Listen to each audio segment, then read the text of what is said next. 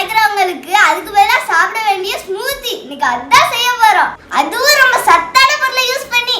ஒரு கப் ராகி மாவு கடாயில சேர்த்துக்கலாம். இந்த தண்ணி ஊத்தி கலக்கி எடுத்துக்கலாம். நல்லா கட்டிலாமா கலக்கிக்கணும். இதை இப்போ சூடு பண்ணிடலாம். அவ்வளவுதான், நல்லா கெட்டியா சாப் பண்ணிடலாம். இது சூடு ஆறட்டும். மிக்ஸி ஜார்ல ராகி மாவு சேர்த்துக்கலாம். 5 முந்திரி 5 பாதாம் 10 திராட்சை பழம். நான் பேரிச்சை பழம் நான் 8 போட்டிருக்கேன். உங்களுக்கு இனிப்பு அதிகமா இருந்தா இன்னும் கொஞ்சம் போட்டுக்கோங்க.